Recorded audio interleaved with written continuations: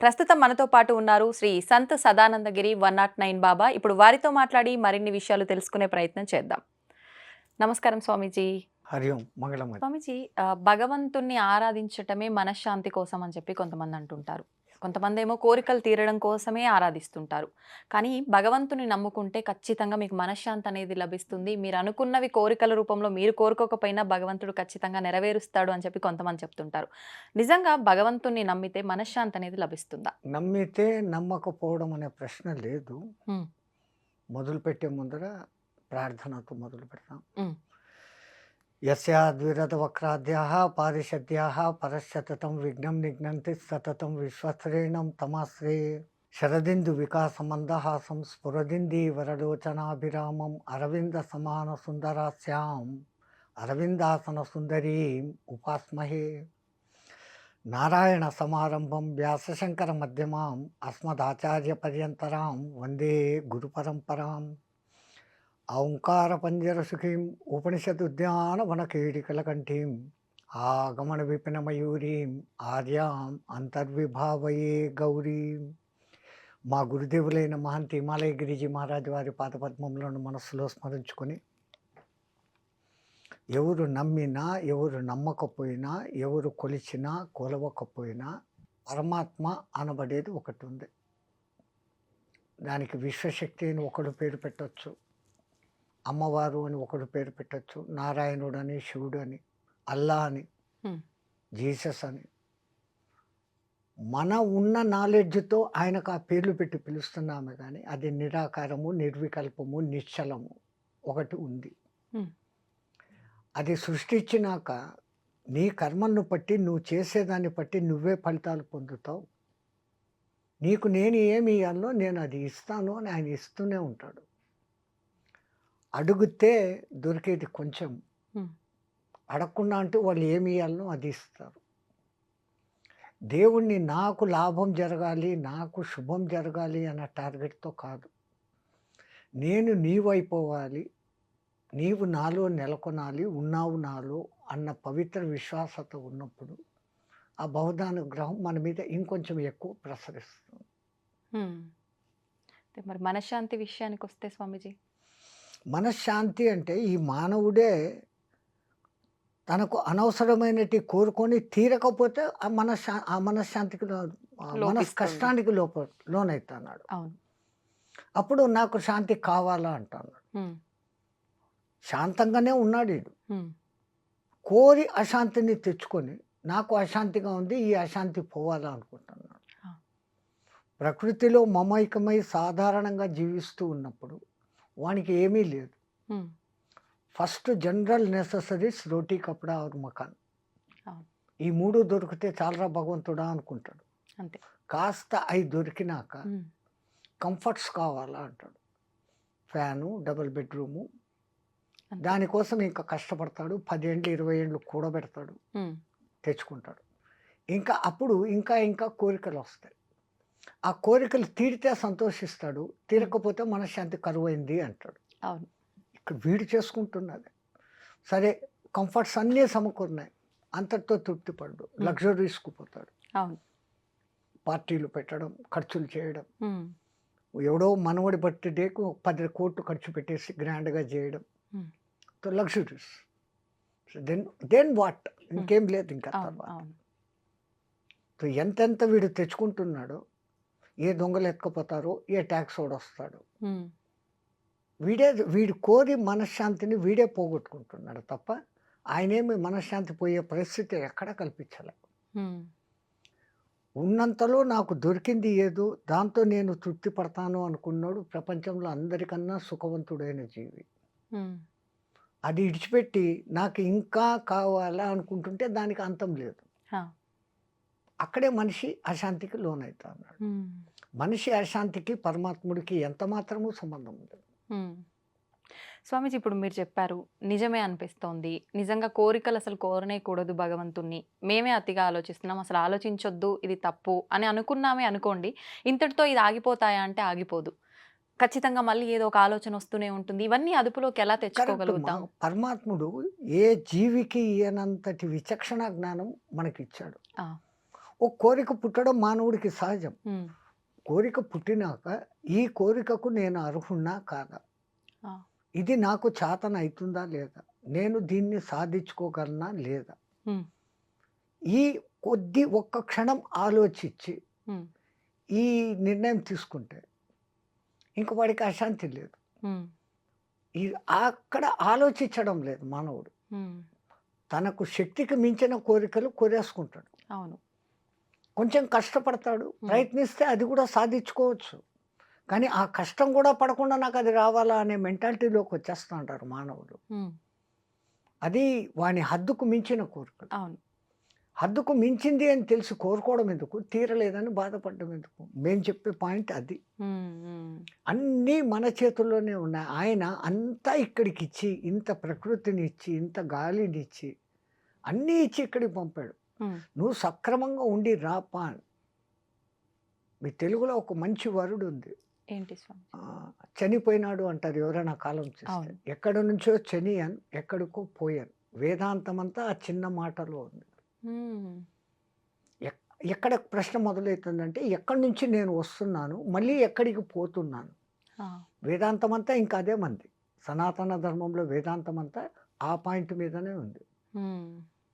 ఇంకా ఋషులు ద్రష్టలు స్వర్గం ఉంది, నరకం ఉంది. ఇక్కడ మనం తప్పులు చేస్తే నరకంలో బాధలు పడతాం. మంచి చేస్తే సుఖంగా ఉంటాము. హ్మ్. ఇవన్నీ ఈ స్వర్గ సుఖాలు, నరక కష్టాలు 2 కూడా అతీతమైంది. మళ్ళీ అసలు ఈ జన్మ అనేది లేని జన్మరాహిత స్థితికి పోవాలా? అని వాళ్ళు ఆ కాలం నుంచి మనకు బోధించుకొని వస్తాండారు. రాహిత్య స్థితి అంటే మోక్షమేనా స్వామీజీ? ఎలా సాధ్యపడుతుందది మానవులకి? మోక్షము అంటే న్యాయంగా చెప్పాలంటే విడుదల. హ్మ్. దేని నుంచి విడుదల? హ్మ్. నువ్వే ఏర్పాటు చేసుకున్న పంజరం నుంచి నువ్వు విడుదల. హ్మ్. ఒక తమాషా కథ ఉంది. ఆ! ఎవరో ఒక ధనికుడు అట్లా షాపింగ్ అని పోతా ఉంటే పెద్ద చిలకలు అమ్మే షాప్ వచ్చింది. అక్కడ ఒక చిలక ఈయనకు భలే నచ్చింది. హ్మ్. ఆ కోరిన డబ్బులు ఇచ్చి దాన్ని ఇంటికి తెచ్చుకున్నాడు. మామూలుగా పండ్లు పెట్టకుండా పిస్తా, బాదంలు పెడుతూ హ్మ్. దాని మాటలు వింటూ ఆనందించేవాడు. ఆహా! దానికోసమని చిన్న పంజరంలో పాపం ఎగరలేదు అని హ్మ్. బంగారుతో ఈ రూమ్ అంతా పంజరం చేశాడు. మొత్తానికి పంజరమే. పంజరమే. హ్మ్. దానికి నిన్నింత సుఖపెడతాండా కదా ఇన్ని రోజులు, ఇంక నన్ను విడుదల జెయి హ్మ్. అని అడిగింది. అమ్మ అంత డబ్బులు పోసుకున్నాను, నిన్నెందుకు వదులుతాను? నాకు రోజు నీ మాటలే కావాలా? హ్మ్.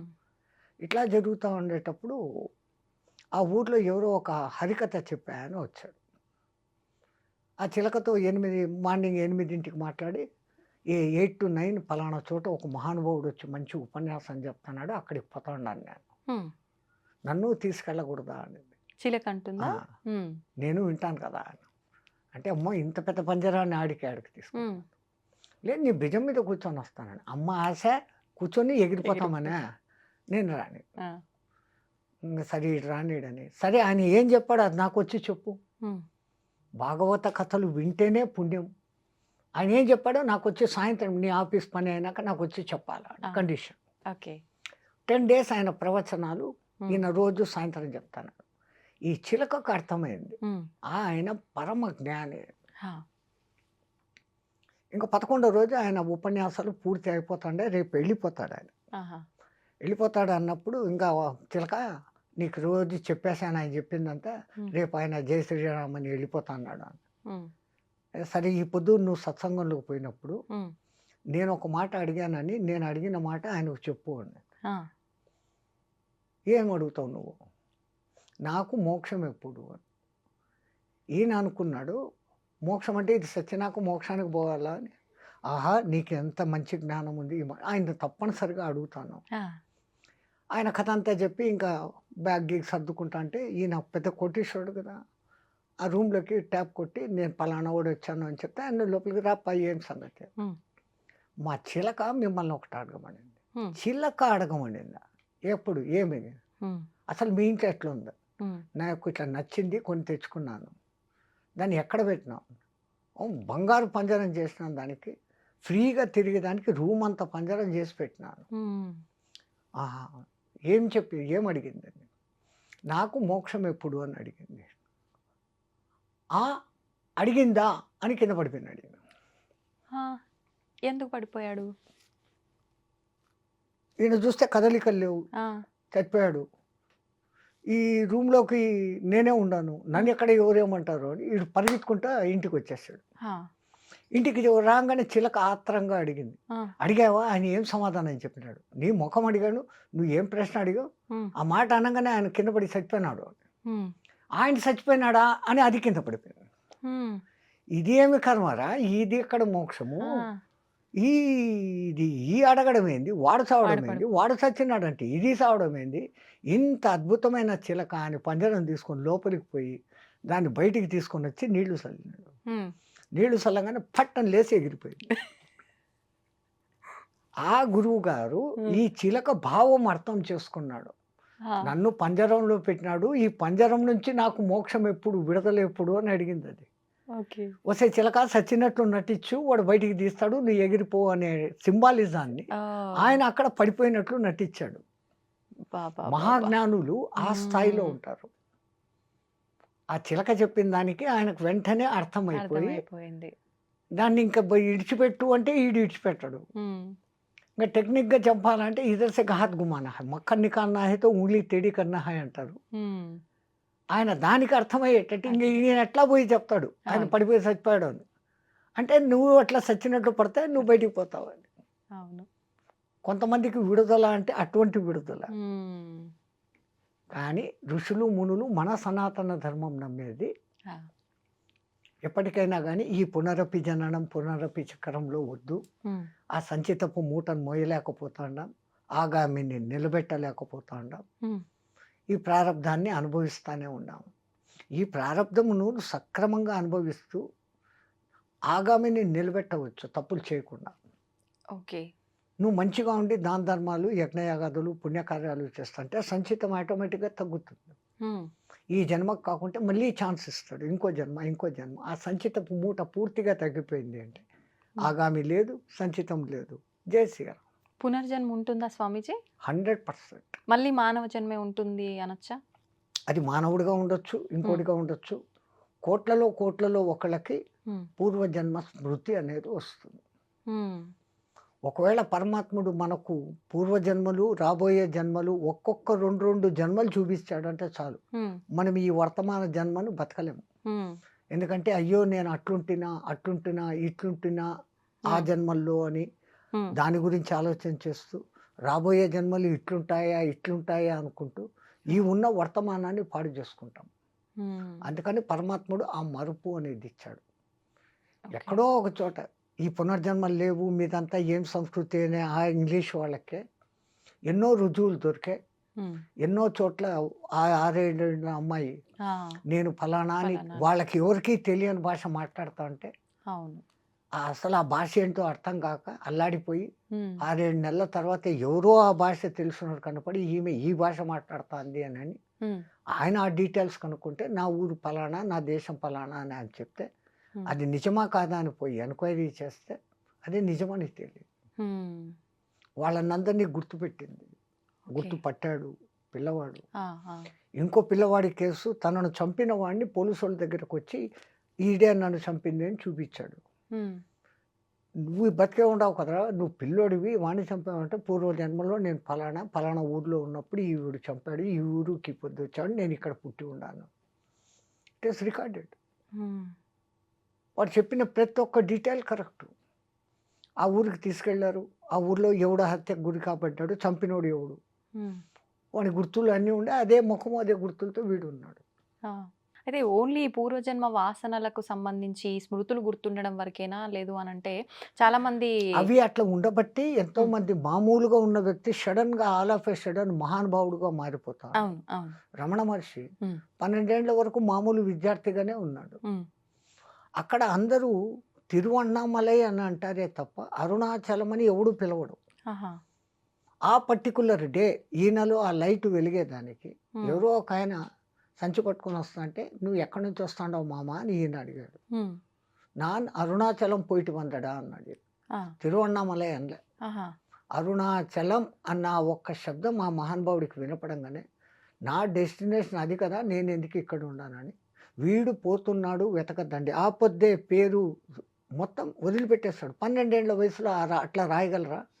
లేదు. సో ఆయనకు ఆ పూర్వజన్మ ఆ స్మృతి 90% సాధన చేసి పరిపక్వమైనాడు. ఉమ్, ఉమ్, ఆ బ్యాలెన్స్ 10% మిగిలింది ఈ జన్మ ఇచ్చాడు. ఉమ్.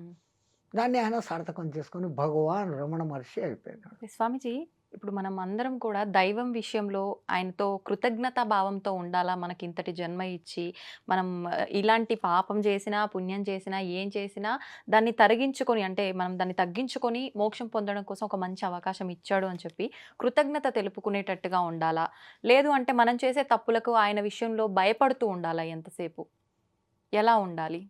ఓ తండ్రి దగ్గర బిడ్డలు ఏమన్నా తల్లి దగ్గర బిడ్డలు భయపడతారా? లేదు. సేమ్. ఉమ్, ఆయనది అన్కండిషనల్ తల్లి ప్రేమ ఎట్లనో దానికి మించిన ప్రేమ. ఉమ్, ఆయన అని అంటున్నాం, అది అనాల న్యాయంగా అయితే. ఉమ్, ఇది నా స్త్రీ నా పురుష నన్న పుంసక ఉమ్, సమ్ సూపర్ పవర్. దాన్ని మనం పరబ్రహ్మ అన్నాం మన ఉమ్, ఉమ్. సనాతన ధర్మం. ఆ, అది ఒకటి ఉంది.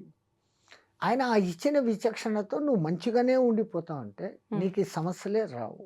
ఉమ్, రెండవది, ఆయన దగ్గరికి పోయి మనం కోరికలను అడగడం అనేది వేస్ట్. ఉమ్. ఎందుకంటే నేను ఇంతకు ముందే చెప్పిన, ఓ కబ్ అవును. దేగా తబ్ దేగా కిత్నా దేగా ఉత్నా దేగా కహా దేగా వహా దేగా కైసా దేగా వైసా దేగా. ఉమ్, సిరితా వచ్చిన వచ్చును నారికేళంబుల జలంబులు పోలే సిరితా పోయిన పోవును కరిమింగిన వెలగపండు పోలే అని మీకు ఒక పద్యం ఉంది. అవును. టెంకాయని ఒక దినం కోస్తే దాంట్లో నీళ్లుండు, ఉమ్, రెండో దినం కోయండి ఫుల్గా నీళ్లు ఉంటాయి. ఉమ్, ఎవడు ఎక్కడి నుంచి దానికి ఆ నీళ్లు అందిస్తున్నాడో, వస్తే ఆయన కరుణ ఉంటే అట్లా వచ్చేస్తుంది. ఉమ్. నీ దరిద్రం ఉంటే ఏనుగు మింగిన వెలగపండు లాగపోతుంది. ఏనుగు ఎలగపండు అట్లే మింగేస్తుంది, హా, 30లో అట్లే వదిలేస్తుంది. ఉమ్, కాయగానే ఉంటుంది, కానీ పగల కొడితే లోపల గుజ్జు ఉండదు. ఉమ్. ఏనుగు మెటబాలిజము ఆ ఆ ఎలగపండుకు తొడిమె దగ్గర గ్యాప్ ఉంటుంది. అవును, అవును. ఆ తన పొట్టలో జరిగే ఒక ఒత్తిడితో ఆ వేడికి ఉమ్, ఆ లోపల గుజ్జు ఆ తొడిమెను పుష్ చేసేసుకొని బయటికి బయటకు వచ్చేస్తుందా? కాయగా. ఓ, అది అట్లా. ఓకే. ఉహుహు. స్వామీజీ, ఇప్పుడు అసలు కోరికలు లేని స్థితే ఉండాలి అని చెప్పన్నాము. మనం చేసుకున్న సంచిత కర్మలు ఇవన్నీ కూడా తొలగించుకునే అవకాశం మన చేతిలో ఉంది అనుకున్నాము. కానీ ప్రస్తుత రోజుల్లో ప్రతి ఒక్కరు మనం ఇలాంటివి ఎన్ని మాట్లాడుకున్నా కూడా ఈ కర్మ లేదు, ఏమీ లేదు, ఇవన్నీ ఏది లేదు అని చెప్పి డబ్బు వెనకాలే పరిగెడుతున్నారు. ఎంతసేపు మనం ఎంత సంపాదించాము, ఎంత కూడబెట్టుకున్నాము అనేదే తప్ప ఇది ఏ మార్గంలో సంపాదిస్తున్నాము అనే ఆలోచన చాలా మందిలో లేదు. నిజంగా ఇలా దుర్మార్గంగా సంపాదించే వాళ్ళు దైవానికి భయపడుతూ ఉండాలి అంటారా? మనం వాళ్ళను భయపడుతూ ఉండు అని చెప్పాల్సిన పని కూడా లేదు. హ్మ్. మొన్న ఒకసారి కర్తాల్లో స్వామినారాయణ అధ్యక్షుల వారు వచ్చారు అక్కడికి. స్వామినారాయణ సంస్థ చాలా పెద్దది. ఆ అధ్యక్షుల వారు ఏదో పని మీద పోతూ హైదరాబాద్లో వీళ్ళ పిలుపుని ఆహ్వానించి వచ్చారు. హ్మ్. ఆయన వచ్చి రాగానే ఆయన హిందీలో చెప్తూ ఉంటే వేరే వాళ్ళు ట్రాన్స్లేట్ తెలుగులోకి చేశారు. హ్మ్. మీలో ఎవరైనా పోయేటప్పుడు ₹1 తీసుకొని పోతారా, వాళ్ళు చేతులు ఎత్తండి అన్నాడు. హ్మ్. 30-40 వేల మంది కూర్చొని ఉన్నారు, ఒక్కడు చేయి పైకెత్తాలి. హ్మ్. సో ఎవరిబడి నోస్ పోయేటప్పుడు మనము ఏమి తీసుకెళ్ళం. వచ్చేటది మీ తెలుగులో ఉంది, అవును. వచ్చేటప్పుడు పుట్టినప్పుడు బట్ట కట్టలేదు, పోయేటప్పుడు వెంట రాదు అని ఎవడో సినిమా పాట పాడతాడు. అవును. తో ఆ మహాత్మ లేఖరు కూర్చున్నాయా, మనం చేతిలో తీసుకుని ఏమీ రాలేదు, హ్మ్. ఇట్లా చేతులు పట్టుకొని వచ్చినాం, హ్మ్. మూసిన చేతులతో వచ్చాం, చేతులు తెచ్చని మొదలు పెట్టాం. హ్మ్. పోయేటప్పుడు ఉత్త చేతులతోనే పోతాను. హ్మ్. అలెగ్జాండర్ 3 వంతుల భూమినంతా ఆక్రమించుకున్న మహానుభావుడు ఆఖరికి భారతదేశం వచ్చినాక ఈ సంస్కృతి తెలిసింది ఆయనకు. ఎట్లా తెలిసింది? ఎవరో ఇద్దరు కొట్లాడుకుంటున్నారు ఈయన టెంట్ బయట కొంచెం దూరంలో. హ్మ్. తన సైన్య అధ్యక్షుడిని పిలిచి, దేనికి రా వాళ్ళు కొట్లాడుకుంటున్నారు కనుక్కొని రా అన్నాడు. వీళ్ళు పోయి ఒకనికి భూమి అమ్మాడంట. హ్మ్. ఈ భూమి కొనుక్కున్నాడు దున్నుతూ ఉంటే లంక మీద దొరికినాయంట. హ్మ్. ఆహా! డబ్బు కోసం కొట్లాడుకుంటున్నారు. హ్మ్. ఎవరో అందరూ భారతదేశం అంటే ఏమో ఏమో గొప్పదని మా గురువుగారు అరిస్టాటిల్ చెప్పారు. హ్మ్. ఇంతేనా ఇక్కడోళ్ళు అన్న. అయ్యా నేను చెప్పేది పూర్తిగా విను. ఆ! వాళ్ళు ఎందుకు కొట్టుకుంటున్నారో తెలుసునా అన్న. హ్మ్. ఇది నాది కాదు నీది, నీది కాదు నాది అని కొట్టుకుంటున్నారు. ఆ! నువ్వు నాకు భూమి మాత్రమే అమ్మావు. భూమిలో నిధి నాకు దొరికింది. ఇది నాకు సంబంధం లేదు. హ్మ్. ఒకప్పుడు నువ్వు యజమానివి. అవును. మీ తాత ముత్తాలు ఎవరో నీకోసమని పెట్టినారక్కడ. హ్మ్. అది నీకు చెందాలా నువ్వు తీసుకో అని. హ్మ్. లేదు లేదు నీకు అమ్మేశాను గదా! భూమిని అమ్మినానంటే భూమి పైది, భూమి లోపలిది అంతా నీకే. నేనెందుకు తీసుకుంటాను? తీసుకోను అని కొట్లాడుతాండారు. హ్మ్. ఆ ధర్మ సూక్ష్మం ఎరిగిన వాళ్ళిద్దరు అయ్యేవాళ్ళు అంటే, హ్మ్. ఇంత ధర్మం ఆచరించే ఈ భారతదేశాన్ని ఇంక నేను ఆక్రమించలేను అని వెనక్కు పోతూ జ్ఞానం వచ్చేసింది. అవును. చచ్చిపోయేటప్పుడు వీలరామ రాస్తాడు. ఆ! నేను చనిపోయినాక నా కఫిన్ నుంచి నా చేతులు 2 బయట పెట్టి హ్మ్. ఊరేగిస్తూ తీసుకెళ్ళి నన్ను దహనం చేయండి అదే దఫన్ చేయండి అన్నాడు. ఆహా! జనాలందరూ ఇది శాస్త్ర విరుద్ధము. ఆ! శవం చేతులు బయటికి పెట్టడం ఏంటి? ఆ! కన్నాలు పెట్టి. అసలు మా గురువుగారికి బుద్ధి ఉందా? ఆయనే ఎట్లా ఒప్పుకున్నాడు? అవును. అని కొంతమంది జ్ఞానులు ఆయన దగ్గరికి పోయారు. హ్మ్. పోయి అడిగారు. స్వామి మీరింత తెలిసినోళ్ళు హ్మ్.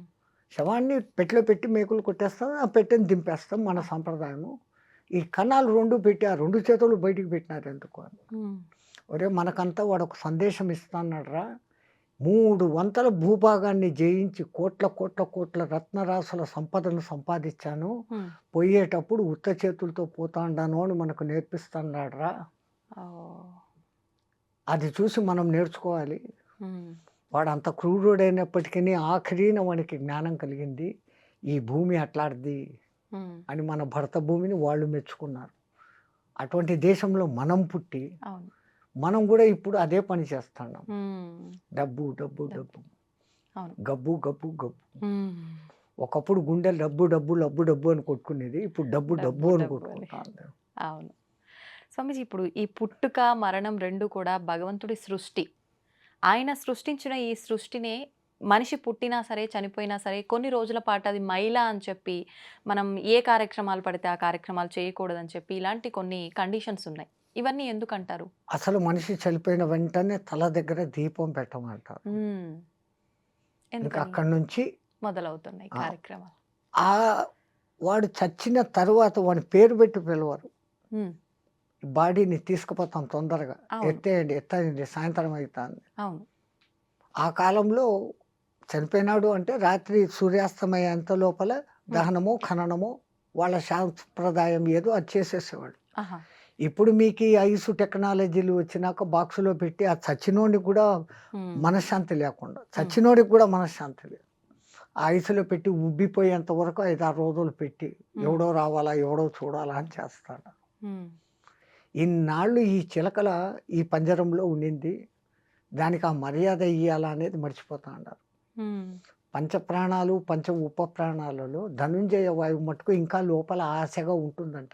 ఆహా! నా మిత్రులు 9 మంది బయటికెళ్ళిపోయారు. ప్రాణ, అపాన, వ్యాన, ఉదాన, సమానాలు, నాగ, కూర్మ, కృకుర, దేవదత్తలు. హ్మ్. ధనుంజయ మట్టుకు ఇక్కడనే ఉంటాడంట. ఆహా! అదెప్పుడు ఆ వెళ్ళిపోతుంది? మిత్రుడు వస్తాడని. హ్మ్. ఈ దహనం చేసినప్పుడు ఆ కర్ర నీలుక్కుంటున్నప్పుడు కాపరి తల మీద ఒకటి వేస్తాడు. ఆహా! పట్టుమంటుంది. అప్పుడు ధనంజయ బాబు వెళ్ళిపోతుందంట. ఓహ్! అప్పుడు శివుడు జై శ్రీరామ్.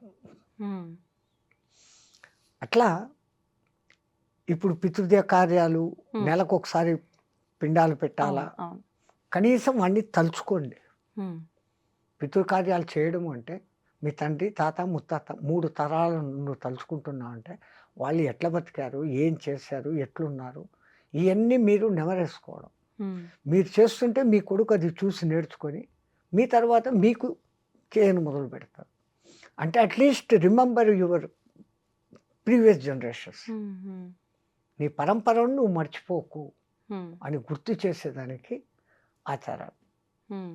ఒక ఇంట్లో శవం ఉంటే పాతకాలంలో ఆ ఇంట్లో పొయ్యి వెలిగేది కాదు. ఊర్లోనూ వెలిగేది కాదు. ఊర్లో గూడా. ఆ పాతకాలంలో ఆహాహా! వానికి కండోలెన్స్ చెప్పేవాళ్ళు. ఆ! ఇప్పుడు అపార్ట్మెంట్ సంస్కృతి. ఈ ఇంట్లో ఒకడు చచ్చిపోతే పక్కింట్లో వాడు పెళ్ళికి మ్యూజికులు పెట్టుకొని, అవును. అవును. లైట్లు పెట్టుకొని చేసుకుంటాడు. హ్మ్. నీ ఫేట్ అది, నా ఫేట్ ఇది. What I have to do అన్న పరిస్థితి అంటున్నారు. ఇక్కడ. అవును. అవును. అప్పుడు ఆ పల్లెల్లో ఆ ప్రేమ ఆప్యాయతలు అంత అందంగా ఉంటాయి. ఆ రోజు సాయంత్రం అప్పటికి సాయంత్రానికి ఎత్తేసినాక ఎవరో ఇళ్లలో పొయ్యిలు ముట్టించుకొని వీళ్ళకు తెచ్చి పెట్టేవాళ్ళు. వీళ్ళు వండుకునేవాళ్ళు కాదు. ఆ 9 రోజులు ఆయన జ్ఞాపకాలతో ఆయన వస్తువులను మళ్ళీ ఇంకోడు వాడకుండా వాళ్ళ ఇంట్లో వాళ్ళు ఎవరికైనా దానం ఇచ్చి ఆయన పేరు మీద దాంతోపాటు ఇంత డబ్బు దక్షిణ ఇచ్చి ఇంకోటికి మంచి చేసినట్టు ఇదంతా ఈ పుణ్యం వానికి చెందుగాక, ఈ పుణ్యం వానికి చెందుగాక అన్నట్లు చేస్తారు. బతికున్నప్పుడు వాడు పాపిస్తోడో మంచోడో చెడ్డోడో, అవును. కానీ చనిపోయిన తర్వాత వాడు ఉత్తమ లోకాలు పోవాలనే ప్రతి ఒక్కడి కోరిక. వాళ్ళ సంతానానికి ఇంకా ఆ కోరిక ఎక్కువ. వాళ్ళు ఏం చేస్తారు, ఈ కార్యక్రమాలు ఇట్లన్నీ చేస్తారు. దానికి కొన్ని నియమాలు అని పెట్టారు. ఇప్పుడు ఆ ఇంట్లో అట్లా జరిగింది, మహిళ వాళ్ళను రావద్దు అని అంటే, ఇప్పుడు ఆడ పోయి మీ ఇంట్లో మంచి శుభకార్యం వాళ్ళని పోయి పిలిస్తే ఎట్లుంటుంది? వాళ్ళ మనిషి చనిపోయిన బాధలో ఉన్నారు. అందుకని వాళ్ళు మహిళలో ఉన్నారు, వాళ్ళని అంటద్దండి, వాళ్ళతో మాట్లాడకండి. కనీసం ఆ 9 రోజులు అట్లా ఉండనిస్తే వాళ్ళకు వాళ్ళ జ్ఞాపకాల నుంచి కొంచెం బయటపడతారు, మళ్ళీ మన లోకంలోకి వస్తారు. ఓకే. ఇప్పుడు ఇంకొకటి స్వామీజీ, బొట్టు విషయానికి వస్తే ఈ మైలలో ఉండి పితృ కార్యక్రమాలు ఏదైతే 10, 11 రోజుల్లో ఉంటాయో ఇవన్నీ అయిపోయేదాకా ఆ ఇంట్లో వాళ్ళు కానీ, వారికి సంబంధించిన వాళ్ళు కానీ, ఆ ఇంటి పేరుతో ఉన్న వాళ్ళు అలాంటి వాళ్ళు కూడా బొట్టు అనేది అసలు పెట్టుకోరు. ఎందుకని అలా? అది తప్పు. అది ఎవడో మధ్యంతలో వచ్చిన శాస్త్రాలు. ఇంట్లో దీపమే పెట్టకూడదు సంవత్సరం దాకా, దీపం గుళ్ళకు పెట్టకూడదు. పోకూడదు. అవును. మన వేద శాస్త్రంలో ఈ రూల్స్ లేవు. ఈ మధ్యలో వీళ్ళు కొన్ని కల్పించుకొని వీళ్ళు డబ్బులు గుంజేదానికి నువ్వు ఆ తప్పు చేసినావు, బొట్టు పెట్టేసుకున్నావు, దానికి ఇంత కర్మ చేయాలా, ఇంతి. పెళ్ళి అయితే వాడు కట్టేది కాలుకు మెట్టలు తొడుగుతాడు, మెళ్ళో ఒక తాడేస్తాడు. అవును. అవును. దానికి ముందు పుట్టినప్పటి నుంచి నువ్వు పూలు పెట్టుకుంటా ఉండావు, బొట్టు పెట్టుకుంటా ఉండావు, అలంకరించుకుంటా ఉండావు, రంగు వస్త్రాలు వేసుకుంటా ఉండావు. వాడు అవన్నీ పెట్టి నిన్ను మొదటి నుంచి నీ మొగుడు ఎవడో వాడు పుట్టినప్పటి నుంచి నీకు ఇవన్నీ చేయలేదు. పుట్టిన బిడ్డకే ఆడబిడ్డ పుట్టంగానే దానికి ఇంత చుక్క బొట్టు పెట్టి, కాళ్ళకు కడియాలు పెట్టి, చేతులకు గాజులు ఇచ్చి, అదేమో ఇది గుంగొట్టు పట్టీలు వేసి ఎంత తల్లిదండ్రులు ఆనందిస్తారు. ఈ అన్నీ తీసేమనడం ఎక్కడ సాంప్రదాయం? అందున సతీసాగమనం. ఒకప్పుడు అది ఎందుకు ఉండేది అంటే, ఈమె మానహీన అయ్యేదానికి కారణం ఉంది, అందంగా ఉంది. వాళ్ళు ఇచ్ఛాపూర్వకంగా చనిపోయేవాళ్ళు. వాళ్ళు ఆయనను ఇన్నాళ్ళు కలిసి ఉండి ఇప్పుడు నాకు ఆయన లేడు అని అంటే నేను ఇంక బతికి ఎందుకు, ఆయనతో పాటే వెళ్ళిపోతానన్న ఉద్దేశంతో ఇచ్ఛామరణంగా కొంతమంది పోతుంటే, దాన్ని శాస్త్రబద్ధమని చెప్పి ఇష్టం లేని వాళ్ళను కూడా మండే కట్టల్లోకి లాక్కొని పోయేయని మొదలుపెట్టారు. అవును. రాజా రామ్మోహన్ రావు వంటి వాళ్ళు ఇది దురాచారము అని మెల్లమెల్లగా మార్చి ఇప్పుడు ఈ స్థితికి తీసుకుంటారు. ఇప్పుడు మీరు చెప్పినట్టుగా బొట్టు గాజులు ఆడవాళ్ళ విషయంకి వస్తే వాళ్ళకు అవి తీసేయడం ఒకటే కాదు, అవమానించడం. సింధూర్ అది పెట్టుకోకూడదు. ఇక్కడ బొట్టు అది మీ సహజ హక్కు. మాంగ్మే సింధూర్ పెళ్ళి అయిన తర్వాత పాపిట. ఇప్పుడు వాడు పాపిట ఆడుందో తెలియదు, జుట్టు ఇది పోసుకొని దేయాల్లాగా తిరుగుతా ఉన్నారు. పెళ్ళైన వాళ్ళకు అస్సలు గుర్తు. మేమైతే కాళ్ళ దిక్కు చూసి మెట్టలు ఉంటే ఆహా ఈమె పెళ్ళైన మాత, లేదా తల దిక్కు చూస్తే మాంగ్మే సింధూర్. ఈ రెండింటిని చూసి ఎవరు విధవ ఎవరు ఇది అని కనుక్కునేవాళ్ళం. ఇప్పుడు ఎవరు విధవనో అనకూడదు, ఈ మాటలన్నీ ఏమీ తెలియని పరిస్థితి ఏర్పడింది. పెళ్ళి అయిన వాళ్ళు కూడా కాళ్ళలో మెట్టలు వేసుకోవడం లేదు, బొట్టు పెట్టుకోవడం లేదు. భూదద్దం తెచ్చి చూస్తే దాంట్లో కనపడుతుంది అంత గిద్దు చిన్నది నల్లగా, అదెంత గమ్ము, అది పెట్టుకుంటా ఉండదు. స్టిక్కరా బక్కరా అది పెట్టుకుంటా ఉండదు. ఎప్పుడైతే పసుపును నిమ్మరసంలో నానేసి తీసి తర్వాత కొంచెం పటిక వేసి కలిపి వచ్చే అసలైన కుంకుమ, అది ఇక్కడ త్రిపుటి దగ్గర పెట్టుకుంటే ఆజ్ఞా చక్రం ఉత్తేజితమవుతుంది. ఆడ మగ తేడా లేకుండా ఇక్కడ అంత బొట్టు పెట్టుకోవాలి. ఎంత బొట్టు పెట్టుకుంటే అంత శక్తి, సూర్యకిరణాల శక్తిని ఫిల్టర్ చేసి గ్రహించే శక్తి దానికి ఉంది.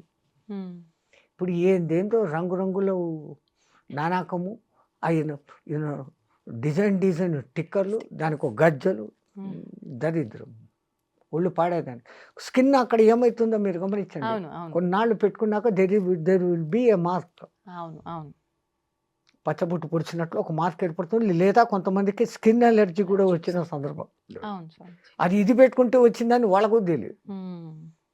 అది టోటల్ బాడీకి స్ప్రెడ్ అయిపోయి మొత్తం బాడీనే పోతాంది. హ్మ్. సర్వనాశనమే. మన పూర్వీకులు ఏది పెట్టినా గానీ దాని ఎనకలే ఇప్పుడు ఆ మంచి బొట్టు అటువంటి కుంకుమతో పెట్టుకుంటే అది స్కిన్‌కు ఎఫెక్ట్ చేయదు. హ్మ్. మంచి చేస్తుంది తప్ప చెడు చేయదు. హ్మ్. కడిగేస్తే పోతుంది. ఆ! ఇప్పుడు వస్తున్నట్టు ఈ రంగు రంగులు ఏంటి ఏంటివో వస్తున్నాయి. హ్మ్. కడిగితే ఫోను కూడా పోయి సావదు. హ్మ్.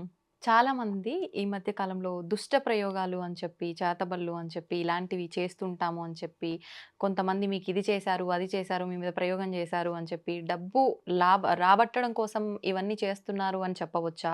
కొంతమంది నిజంగానే మేము ఇబ్బంది పడుతున్నాము, మాకు నిజంగానే ఎవరో చేశారు, మేము బావుంటున్నామని ఓర్చుకోలేక ఇలాంటివి చెప్తూ ఉంటారు. నిజంగా ఈ చేతబడులు, ప్రయోగాలు ఇలాంటివి ఉంటాయా? డబ్బు కోసం ఆడే ఆటలు అనుకోవచ్చా స్వామి? జబ్ భగవాన్ హై తో భూత్ భీ హై. దేవుడు ఉన్నాడంటే దెయ్యము ఉంది. హ్మ్.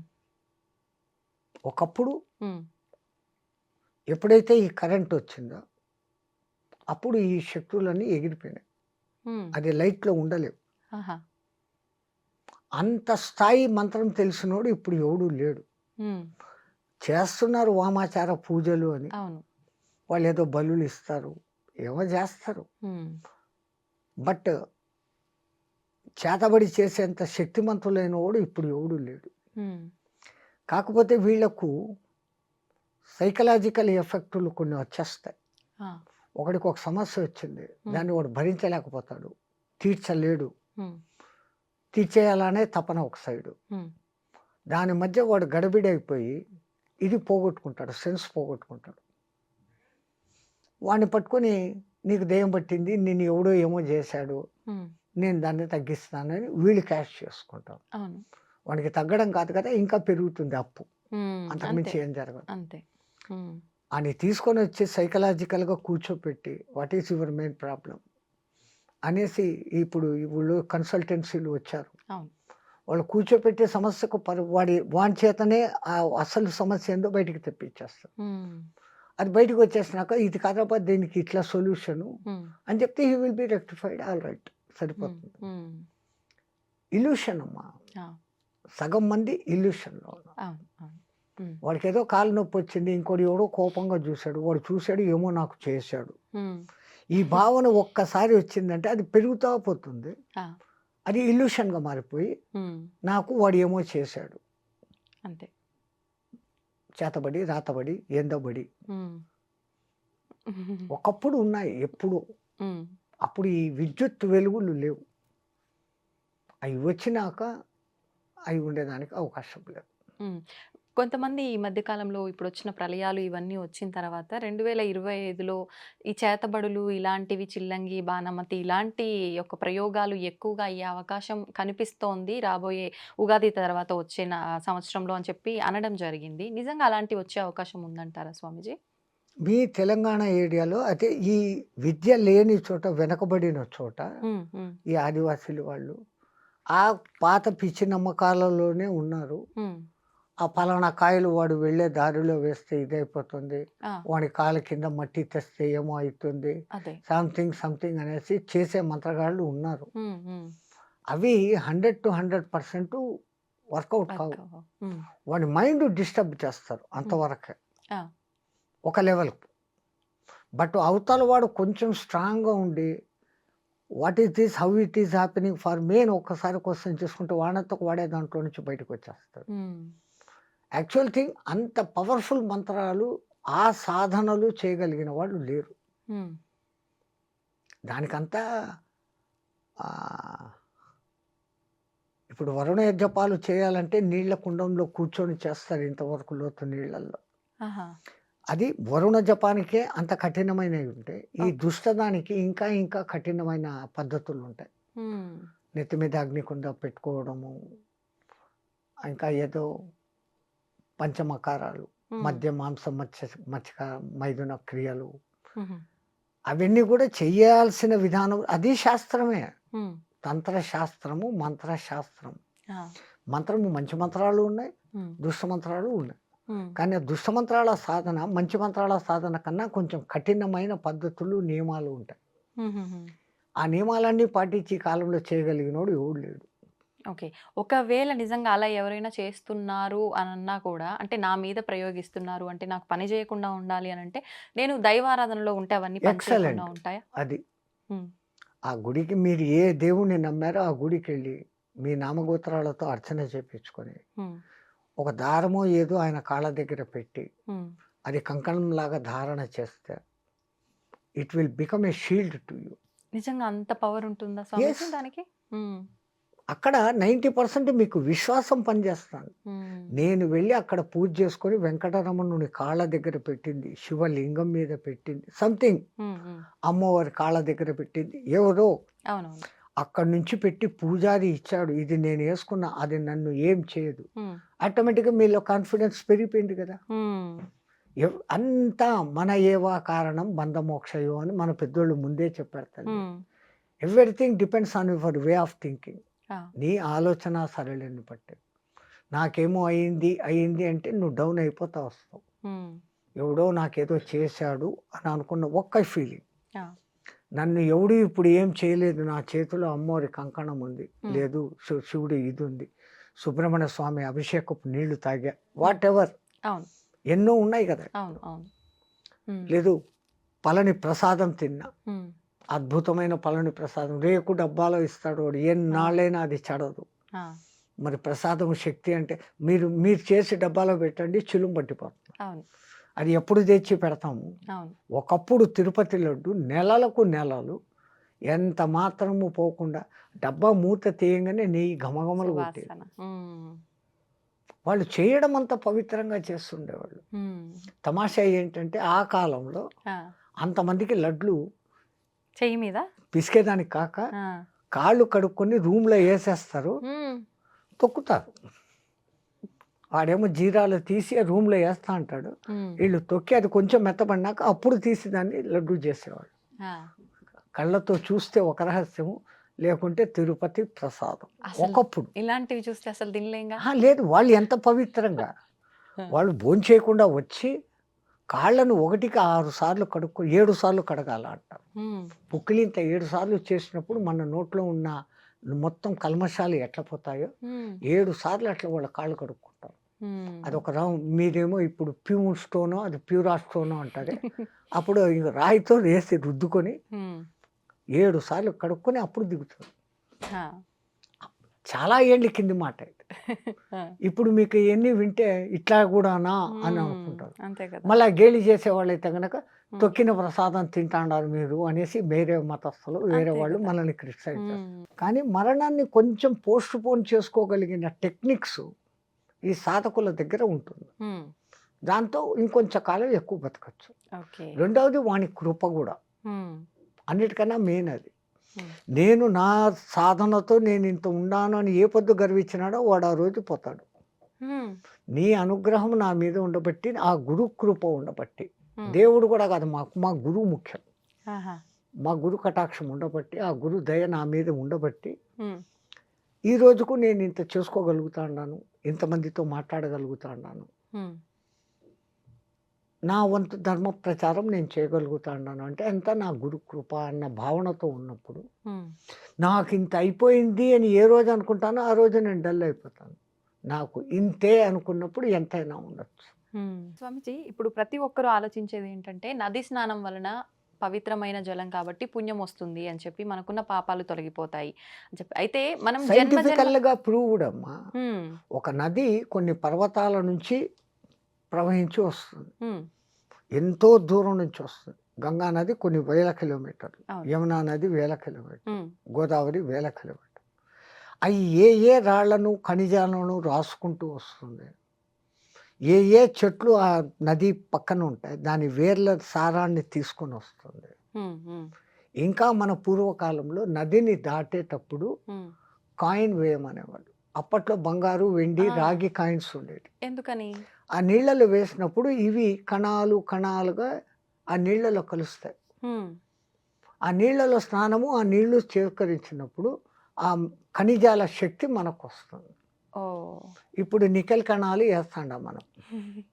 ఉమ్, ఆ రూపాయి కాయిన్లు ఏంటివో వేస్తాను. అవును అవును. అప్పట్లో రాగి నాణాలు, బంగారు, వెండి నాణాలు ఉండేవి. ఉమ్, ఉమ్, వాళ్ళు ఎంత దూరదృష్టి చూడండి. అవును. నది ఎవడు దాటి ఒక్కసారి పోతే నీ దగ్గర ఉన్న దాంట్లో ఒక కాయిన్ వేయి అనేవాళ్ళు. ఉమ్, ఇప్పుడు వేస్తున్నారు, ఆ మాట పాటిస్తున్నారు. పాపం వాళ్ళకు ఉమ్, వాళ్ళు వేస్తా ఉండేది కెమికల్ మెటాల్ వేస్తాడు. ఉమ్, ఉమ్, అవి ధాతువులుగా విడిపోతాయి కణాలుగా. అవును. కొన్నాళ్ళకు ఆ ప్రవాహ వివేకానికి ఉమ్, ఆ కణాలు ఎవడికో నీళ్ళు తాగినప్పుడు 2 కణాలు వచ్చినాయి, బంగారు లోపలికి దిగింది. ఉమ్, ఎంత గుడ్. అది అవును. అరహస్యం. ఉమ్, అందుకే ఆ నదులకు ఆ శక్తులు వస్తాయి. ఓకే. రెండవది, ఆ నది దగ్గరనే మునులు ఋషులు తపస్సులు చేసేవాళ్ళు. ఉమ్, వాళ్ళ తపస్సు వైబ్రేషన్స్, ఉమ్, వాళ్ళ ఆ శక్తి ఆ నీళ్ళకు కూడా చేరుతుంది. ఉమ్, మీరు 2 గ్లాసుల్లో నీళ్లు పెట్టి ఒక గ్లాసును రోజు గంట సేపు తిట్టండి, ఒక గ్లాసును ప్రేమగా చూడండి. ఉమ్, 2-3 డేస్ ఇచ్చేసినాక ఈ నీళ్లు టేస్ట్ చేయండి, ఆ నీళ్లు టేస్ట్ చేయండి. ఆ, ఇట్ రెస్పాన్స్. ఓ, సైంటిఫికల్లీ ప్రూవ్డ్. ఆహా, వైజ్ఞానికంగా రుజువైంది. ఉమ్, ప్రయోగాలు చేశారు వీళ్ళు. ఉమ్, ఉమ్, ఏది మనోళ్ళు ముందు చెప్పారో వీడికి నేను చెప్పానే రుజువులు కావాలా అవును అంటున్నాడే. అవును. ఉమ్, నువ్వు ఎతికితే నీకు దొరుకుతాయి. నీకు ఎతికి చూసే ఎక్విప్మెంట్ నీ దగ్గర లేదు. ఉమ్, ఇప్పుడిప్పుడు కనిపెడుతున్నావు, ఇంకా ముందు కనిపెడతావు. ఉమ్, ఆ చంద్రుడు మన మీద ప్రభావం చూపిస్తాడా? శనిగ్రహము ఇన్ని కోట్ల కిలోమీటర్ల దూరంలో ఉంది, ఉమ్, వాడు మన మీద ఏంది ప్రభావం చూపిస్తాడు? మీ జ్యోతకాలు ఏంది, జోస్యాలు ఏంది అని వీళ్ళు అంటారు. అవును. చంద్రుని మూలంగానే సముద్రంలో ఆటుపోట్లు జరుగుతున్నాయని ప్రూవ్డ్. హా, అమావాస్య పౌర్ణమి రోజులలో దొంగతనాలు, కూనీలు, దోపిడీలు ఎక్కువ జరుగుతున్నాయి. అదేవిధంగా ఆధ్యాత్మికంగా సాధన చేసే వాళ్లకు శక్తి పెరుగుతూ ఉంది. ఉమ్, సో నువ్వు ఆ రూట్లో పోతే దాన్ని హెచ్చు చేస్తుంది, ఈ రూట్లో పోతే దాన్ని హెచ్చు చేస్తుంది. అవును. దాని తప్పు లేదు. ఉమ్, ఆ మట్టుకు ఆ పవర్ని ఇస్తుంది అది. Um, when you are going in a bad way, it is increasing. Um, if you are going in a good way, it is increasing. Um, నీ వాడుకునే విధానం మీద. ఉమ్, కత్తి తయారు చేసేవాడిది ఏ దోషము లేదు. ఆ, ఆ కత్తిని ఒక డాక్టర్ వాడినాడు, ఉమ్, ఒకని ప్రాణం కాపాడినాడు. అదే కత్తిని ఒక దొంగ వాడినాడు, ఒకని ప్రాణం తీశాడు. అవును. కత్తిది దోషం లేదు, కత్తిని తయారు చేసిన వాడిది దోషం లేదు, వాడిన వాడి దోషం. వాడినవాడు. ఇప్పుడు స్వామీజీ ఇన్ని కోట్ల మంది వస్తున్నాయి కుంభమేళాకి వెళ్ళి స్నానం ఆచరించడము, అక్కడ వచ్చిన సాధువుల ఆశీర్వాదాలు తీసుకోవడం అంటే అందరికీ సాధ్యపడదు. వెళ్ళిన వాళ్ళు ఎవరైనా జలం తీసుకొస్తే ఆ జలాన్ని మనం నెత్తిలో చల్లుకోవడం కానీ అలాంటివి చేస్తే కూడా అదే పుణ్యం చాలు. వస్తుందా? ఎందుకు గంగాజలం తెస్తే ఎన్నాటికి చెడదు అనేది ఇప్పటికీ సైంటిస్టులు చెప్తానే ఉన్నారు. అవును. వేరే నీళ్లు 10 రోజులకు పాడైతాయి, ఉమ్, గంగ నీళ్ళు ఎప్పటికీ పాడు. ఉమ్, దాంట్లో ఆ ఔషధి శక్తులు ఉన్నాయి. అందుకే గంగమ్మ అమ్మ ఉమ్, మాతృదేవ భావనతో మనం చూస్తాం. ఉమ్, గోదావరి అమ్మ, కృష్ణమ్మ అమ్మ, అవును. జగజ్జనని, ఉమ్. ఆ శక్తి ఉంది. ధన్యవాదాలు స్వామీజీ, చాలా మంచి విషయాలు తెలియజేశారు. కుంభమేళ విశిష్టత గురించి కూడా చాలా చక్కగా వివరించారు. అంతా మా గురు కటాక్షం తల్లి. ధన్యవాదాలు. జై గురుదేవ్.